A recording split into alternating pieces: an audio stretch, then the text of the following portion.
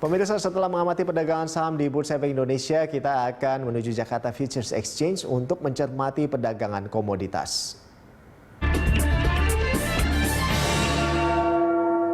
Ya, untuk mengetahui perkembangan di pasar komoditas, kita telah terhubung dengan analis PT International Mitra Futures, Eko Trijuni. Selamat pagi, Mas Eko. Pagi. Iya, Mas, ini beberapa data ekonomi dunia seperti inflasi Amerika Serikat, PDB Tiongkok ini sudah dirilis ya. Lalu seperti apa dampaknya terhadap harga emas, Mas? Ya, jadi kalau kita lihat harga emas dunia itu kemarin itu sempat terkoreksi, tapi dia berhasil rebound. Dan kalau kita lihat tren jangka pendek dan menengahnya, itu harga emas masih bergerak dalam uptrend. Kemarin sempat terkoreksi sampai kisaran 1.765 dolar per troy ounce, tapi di sesi Eropa dan sesi Amerika dia berhasil rebound dan ditutup di kisaran 1.780-an dolar per troy ounce.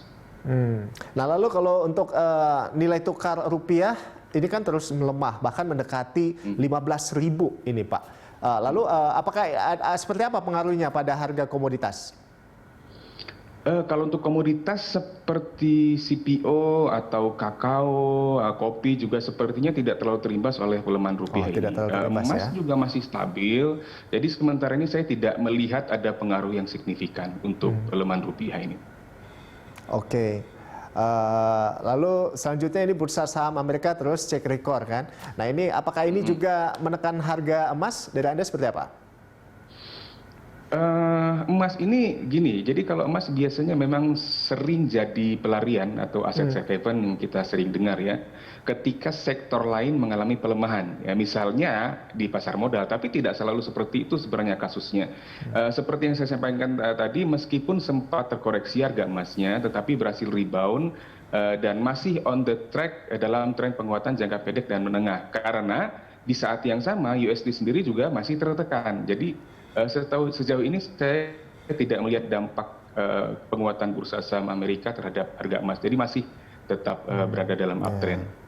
Jadi emas masih dalam track penguatan jangka pendek dan juga menengah gitu ya. Oke, lalu imbal hasil obligasi Amerika Serikat yang terus naik. Nah, ini bagaimana dampaknya, Pak? Saya sudah sempat singgung tadi sedikit. Jadi dampak kenaikan yield obligasi Amerika Serikat ini sementara ini kan kita lihat dia menekan US dollar. Memang biasanya habitnya seperti itu, ketika sektor obligasi dia meningkat, biasanya orang ngalirin dananya dari pegang cash ke beli obligasi. Itu sering terjadi. Walaupun memang seperti saya katakan tadi tidak selalu demikian kasusnya. Tapi kali ini kita melihat kenaikan yield obligasi Amerika Serikat itu menekan US dollar. Di saat yang sama harga emas masih cenderung dalam uptrend. Gitu. Nah, di tengah semua sentimen penekan begitu ya. Nah, ini adakah sentimen yang bisa membuat harga emas ini menguat, Pak?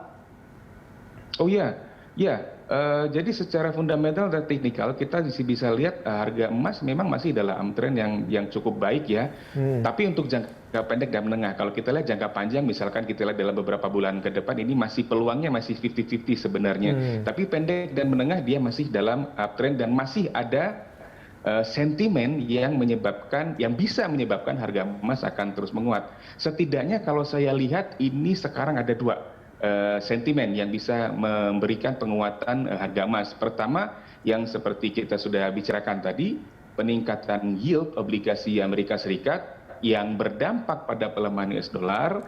Yang kedua, dan pelemahan US dollar ini kan biasanya juga diikuti oleh penguatan harga emas. Yang kedua itu adalah kebijakan pemerintah Tiongkok yang memperbolehkan bank domestik dan internasional untuk mengimpor emas dalam jumlah yang lebih besar. Jadi setidaknya dua sentimen ini bisa memberikan boost untuk penguatan harga emas ke depan.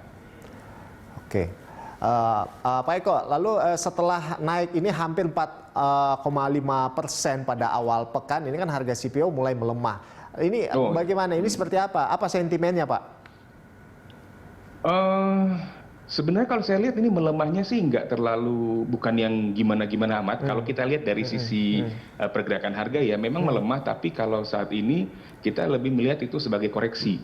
Jadi karena memang kenapa dia terkoreksi, ada banyak faktor. Jadi yang paling dekat ini kalau kita kaitkan dengan pelemahan harga minyak mentah dunia.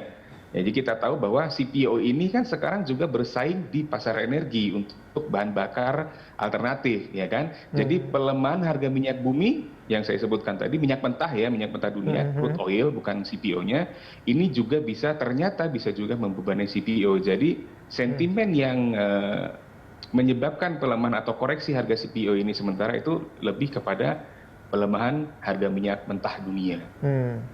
Nah, bagaimana dengan komoditas lain nih seperti coklat dan kopi? Anda melihatnya seperti apa?